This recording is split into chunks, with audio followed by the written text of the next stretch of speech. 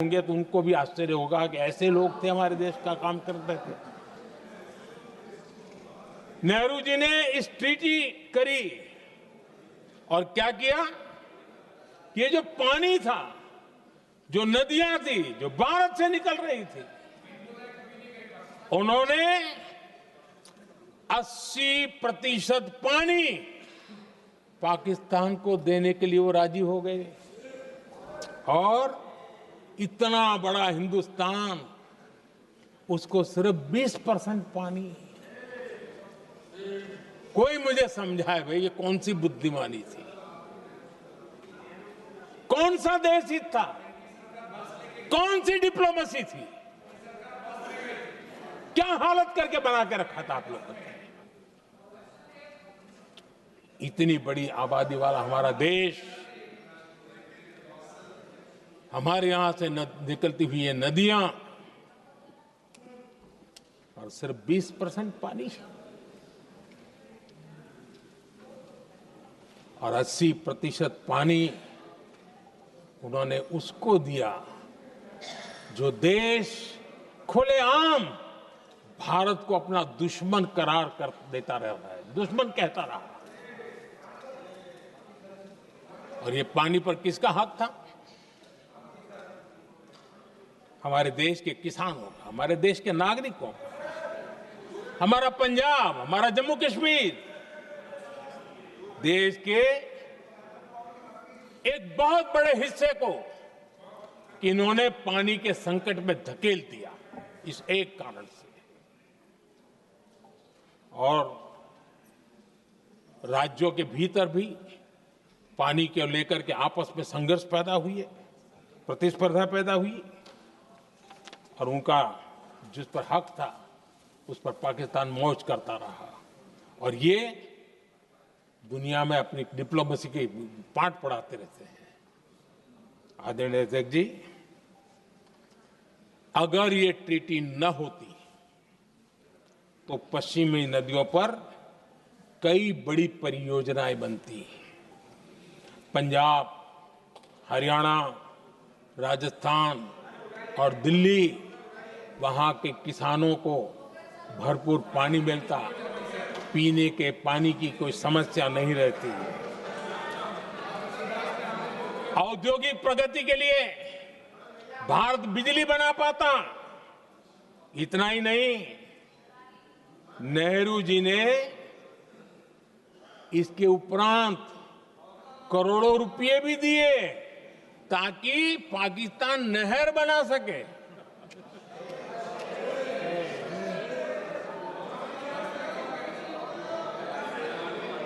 आदरणीय अध्यक्ष जी, इससे भी बड़ी बात, देश चौंक जाएगा। ये चीजें छिपाई गई है, दबा दी गई है। कहीं भी बांध बनता है तो उसमें एक मैकेनिज्म होता है उसकी सफाई का, डीसिल्टिंग का।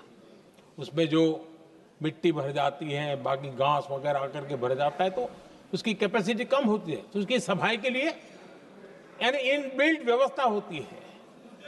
नेहरू जी ने पाकिस्तान के कहने पर यह शर्त स्वीकार की है कि इन बांध में जो मिट्टी आएगी, कूड़ा कचरा आएगा और बांध भर जाएगा, इसकी सफाई नहीं कर सकते,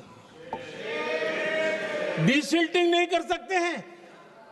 बांध हमारे यहां, पानी हमारा, लेकिन निर्णय पाकिस्तान का कि आप डीसिल्टिंग नहीं कर सकते। इतना ही नहीं, जब इस बार मैं डिटेल में गया तो एक बांध तो ऐसा है कि जहां ये डीसिल्टिंग के लिए जो गेट होता है ना, उसको वेल्डिंग कर दिया गया है ताकि कोई गलती से भी खोल करके वो मिट्टी को निकाल ना दे। पाकिस्तान ने नेहरू जी से लिखवा लिया था कि भारत बिना पाकिस्तान की मर्जी अपने बांधों में जमा होने वाली मिट्टी साफ नहीं करेगा, डीसिल्टिंग नहीं करेगा। ये समझौता देश के खिलाफ था। और बाद में नेहरू जी को भी ये गलती माननी पड़ी। इस समझौते में निरंजन दास गुलाटी करके एक सज्जन उसमें जुड़े हुए थे। उन्होंने एक किताब लिखी है।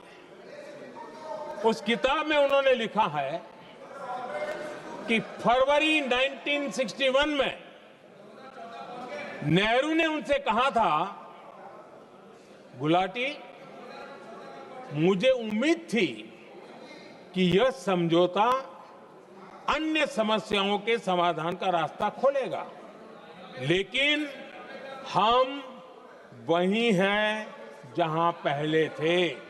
ये नेहरू जी ने कहा।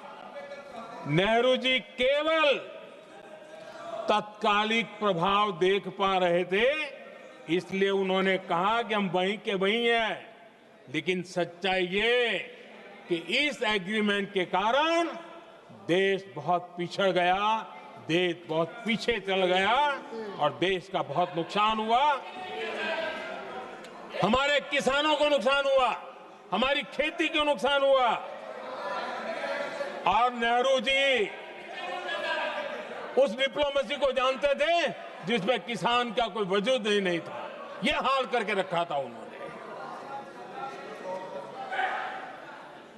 आदरणीय अध्यक्ष जी,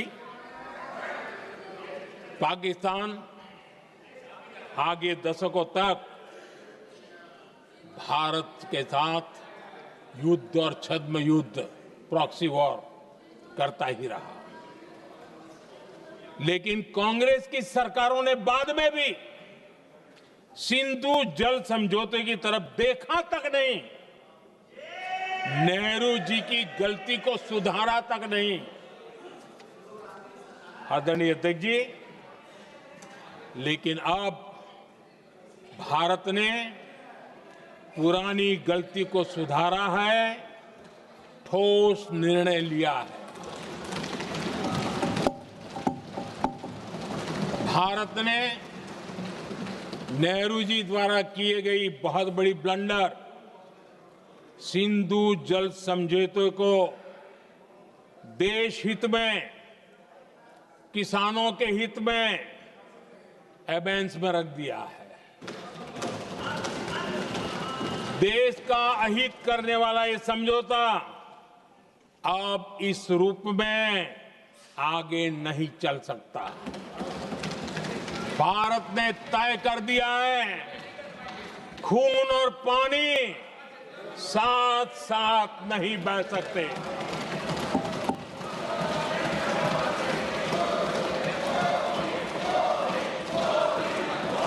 माननीय सदस्य, आप बहुत देर हो गई, आप उपनेता हैं, ये तरीका आप बैठे बैठे टोकते हैं। प्लीज, ये शोभा नहीं देता आपके लिए।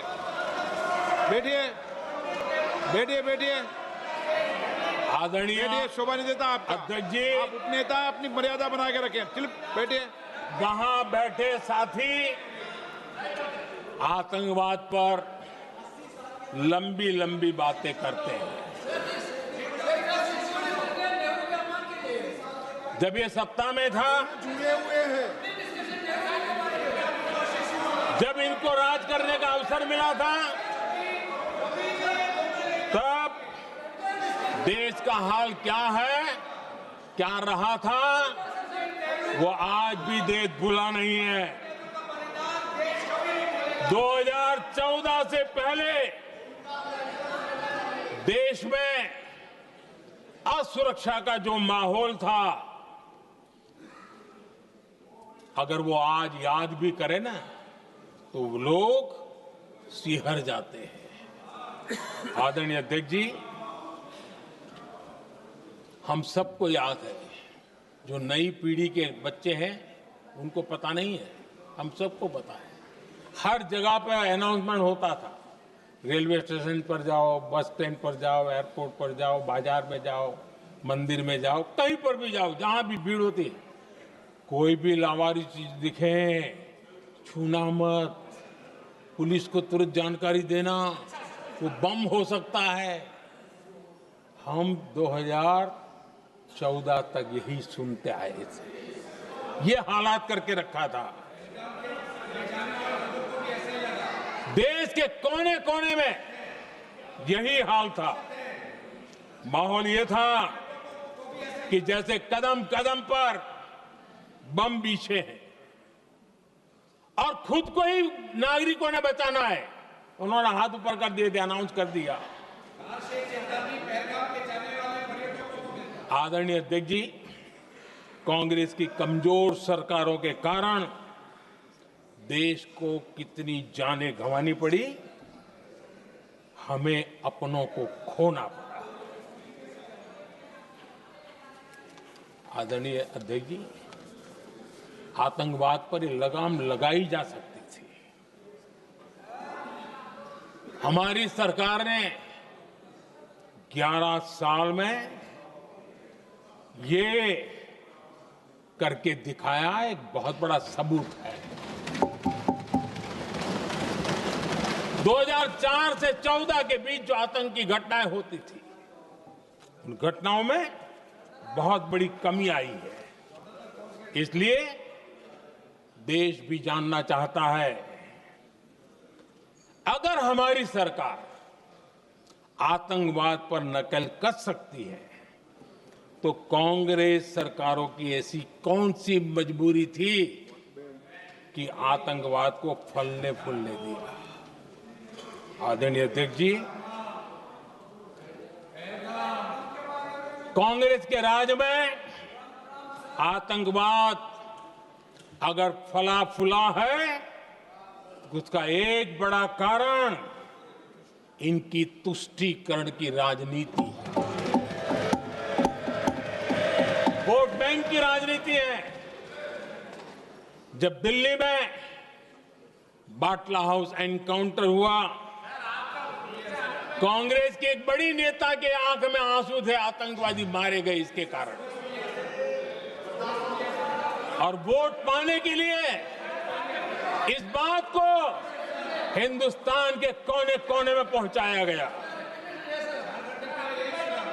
आदरणीय अध्यक्ष जी, 2001 में देश की संसद पर हमला हुआ था।